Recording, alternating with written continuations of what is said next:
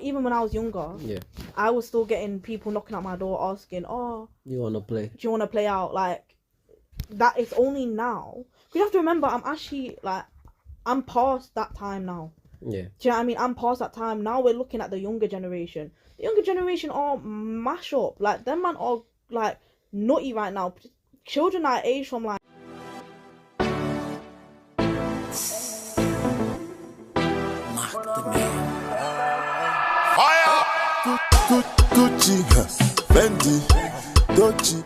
Self as a person have to find the balance. It's not about social media. It's about you. Like, it's actually about you. You cannot blame social media. You have to blame yourself. I'm sorry. I have to actually blame yourself, because if I go on social media and they start telling me being fat is not even being fat, being obese, like medically unhealthily obese, is a beautiful. Like Lizzo said.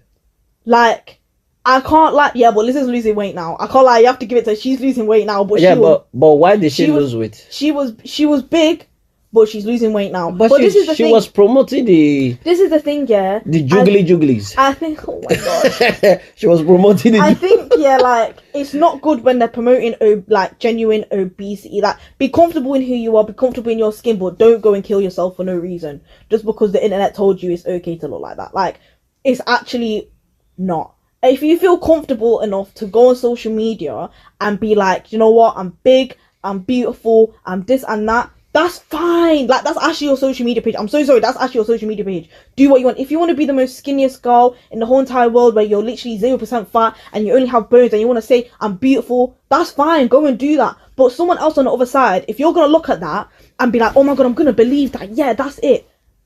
Okay, but that's not the big person's fault or the little person. That's your fault for even believing that in the first place. Do you know what I mean? If you know that doesn't go with what you want, why are you believing it then? Then you'll turn around tomorrow and say, oh my god, the doctor told me that I'm diabetic. But you went to go and follow someone on social media. Are you sick? You can appreciate someone, okay, yeah, she thinks she's confident, she's big, but she's still beautiful, and she feels like she's still beautiful. Let her be. Yeah, but what if she's obese and still... Let her be. That's her own. If you now decide to go and follow her, who's in the fault now? It's not the girl that posted it, it's yours. Because you told you're allowing social media to control your mind. I do not agree. So you agree that social media controls your mind? No, I think social media... Some people's parents can't even control them. Social media's controlling you. Okay. Oh, yeah. That's the parents' fault. So why is it the parents' fault and not the person that's being controlled's fault? Because you set a standard as you start raising your children. When you set a standard, they say raise up your child the way you want them to grow. No, I mean as not the parent bit. I mean, what's stopping someone from not being controlled by social media? It all starts from their mindset and how gullible they are. Exactly. But you cannot fault the people that are already on. So if someone comes to me and tells me, did you know that apples actually are blue and they're not red? And someone on social media tells me that apples are actually blue and they're not red, and I believe that, are you going to tell me social media came and... No, you're going to look at me and say, are you stupid? Why are you believing that thing? However, I see your point. But I also think, from my perspective, most Gen X perspective, which is one of the best perspective. I know you're gonna say. No, I'm not gonna say anything. Your face have said so Absolutely. much. See, here's the thing. It was made to connect. Now it's a tool to connect, to compare. That's what I think. It was originally to connect, but now it's a tool to compare. And the reason why I said that is, right from when social media became accessible, when I mean by accessible, it's not something everybody can have. No matter how poor you are, you can have it and you can have access to it. Before that time, there was not this amount of people that could access that social media. And there were not this amount of people that could be controlled, indoctrinated, or characterized by social media. For instance, at the beginning, when we used to watch all those modeling, runway models and all those things on TV, the amount of audience that was capturing was not as much as the amount of audience it now captures because it's now accessible. Why do I say this? The amount of audience that used to watch those programs at that time was a lot more mature minds, a lot more matured heads that were watching those programs.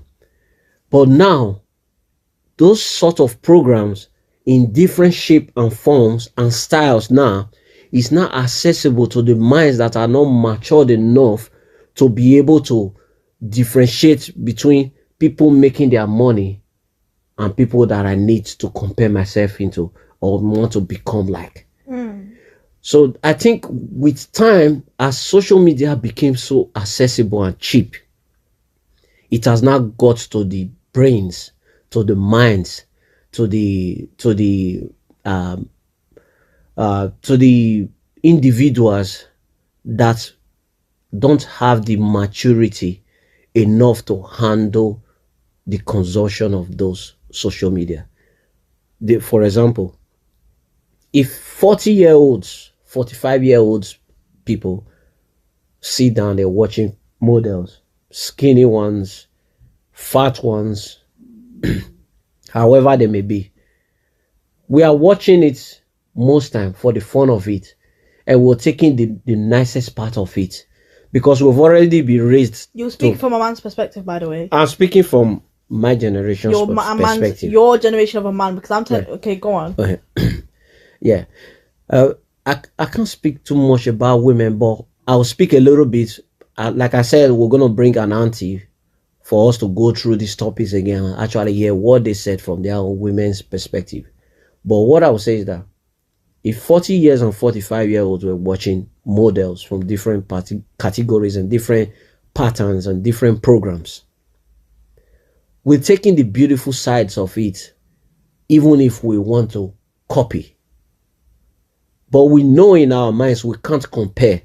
Because first of all, we know that what they are showing and what we are seeing is not real life, first of all. Because we have been raised in real life, away from the indoctrination of social media. So what we are seeing, we know that most of those things we are seeing is a facade. Those are people on makeups. Those are people that are starved for weeks just to look like they're about to break as they walk. Those are people that have lost control of their eating habits or discipline. Then they look like they're about to suffocate in their sleep. However the category must be, may be. But what we are saying, we'll pick the good things for her. Or is it the way she put her clothing together? That's a nice combination. Okay, I think that might look good on me because I'm not fat, but I'm close to her. I think it will look good on me. She's slim. I'm not fat. I think it will work on me. Or they see the ones that with the obese model or the oversized plus size, as they call obesity now, model. Oh, I'm a bit chubby. I think that will look good on me. So we are picking the good side. We are not saying, my face must look like that. Or because her face is like triangle, or she got jaws that look like they were carved out of bricks or something. I think I want my jaw to look like that. Oh, she have jaw lines. Oh, she have this kind of eyes. Oh, you're not comparing yourself. You're not starting to create insecurity in yourself because you are comparing yourself to something that is not so real. Because most of them can even look the way they look because of makeup. And their actual face is not actually like that. Because what you're seeing on TV is different from who is actually behind the makeup most times. So we're not getting control that, now my face needs to look like that. Now I need to look like I have big eyeballs. No, I need to look like my eyelashes are going to fly with them if I blink too fast. Now I don't want to look like my lips are so big I can't even eat properly. Different things that are just facade. We're not copying it. No, that's not comparing. But we're just picking the nice ones out of it and making use of. That's how, when I was growing up, that's how it was. But what has happened now, social media has now become so accessible that children of 12 years old, right? Or children of 15 years old, or let me go to your generation, Gen Z, between 20 to 17. A child of 17, you are still developing. No, let's say like my generation, I consider my generation like 18 to 27. 27. Okay, let's say at the time you guys were, because social media was already out when you people were still younger. Kind of. So when you because you people are Gen It wasn't Z. like a big thing. Instagram wasn't big when I was younger. Yeah. So but it was accessible. Not It was really. a lot more accessible than the older But then generation okay, X. so who's giving us access then? Hold on, we'll get to that.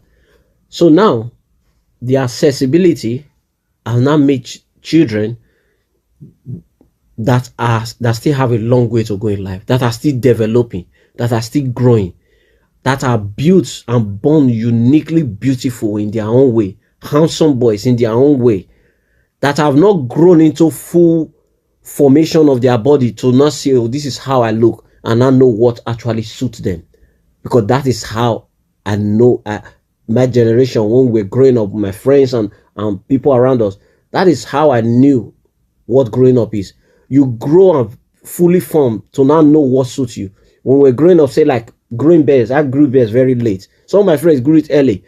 When they grew it early, they look on TV or they see actors and actresses and how their bears go. They're like, oh, I have full face bears. I think if I trim mine like this, it's gonna look nice. But they've got there. They didn't look like, oh, I don't have beards. Now I need to go put petrol, diesel, everything. I must grow beards. And I'm only 15. I want to grow beards so fast because I want to have side beards like this. I want to have shaved eyebrows and everything. I go put all chemicals on my face. And I'm only 15 or 17. Your face is still developing. Your skin is tender. You are beautifully made. So that is what I think started happening to your generation. They started accessing information that they were not matured enough to consume. And those things started rearranging and rewiring their mind to the extent they now had, as the generation went down, insecurity went up. They now had more insecurities that has come from that very factor. Social media. They are now comparing themselves. They're now seeing things that they think they are not up to. You now see kids of 15 years want to dress like a woman of 25 and 30. You want to wear clothes that she wear. You're a kid. No, regardless of who. I'm just telling you how the accessibility. They've seen it. I know you. Yeah. Yeah. So since they've seen it, they will now want to put pressure on parents, obviously, that don't have wills to let a child know that you are a child. You need to be a child until you are an adult. Some parents are weak when it comes to that. They give into a child's emotion and stuff, forgetting that you are the parent. You make decisions for that child until the child is old enough and mature enough to make right decisions. But for now, you're making decisions. You're the parent. But they're giving because you want to make the child happy. You make the child happy for something that will make the child not sad for the rest of their life later. So the accessibility, giving children phone because you can afford it, or giving children phones just so they don't bother you, they now start rewiring themselves and teaching themselves, comparing themselves and creating insecurities that would have never been there in the first place. So that is how I think, instead of connecting, it now starts creating comparison. Some are not even seeing their life and thinking they are not living life. Oh, he has a big bedroom. His father has 3 cars and he's going to drive by 17. My dad is just driving a bicycle to work, and we live in a council house, and we can't even eat turkey every 2 days, or we can't go to McDonald's every 3 days. Comparison start coming. You start seeing your parents less. You start thinking your father is nobody. You start thinking your mother cannot do anything.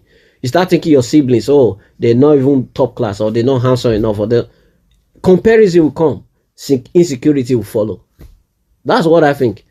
So, I don't know if you kind of already covered what I was going to say anyway. Yeah, I still want to hear your own perspective. I was going to say you gave them, but then you already kind of said that already. So, but I think, yeah, I mean, I said what I wanted to say already, to be fair. I think it's not created, without repeating myself, it's not created. Comparison has already been there for time. I already said that I think social media has enhanced comparison for the younger gen, but I feel like, I can't lie, stop giving your kids phones when they're 10 years old and 9 years old and 8 years old. Like, make them go play outside. I'm sorry, like, even I was still going and playing outside when I was 8. Yeah. Like people, even when I was younger, Yeah. I was still getting people knocking at my door asking, "Oh, You wanna play? do you want to play out?" Like that. It's only now. 'Cause you have to remember, I'm actually like, I'm past that time now. Yeah. Do you know what I mean? I'm past that time. Now we're looking at the younger generation. The younger generation are mash up. Like, them man are, like, nutty right now. Children that age from, like, 11 to 15, 16, them man are done. Like, I can't lie.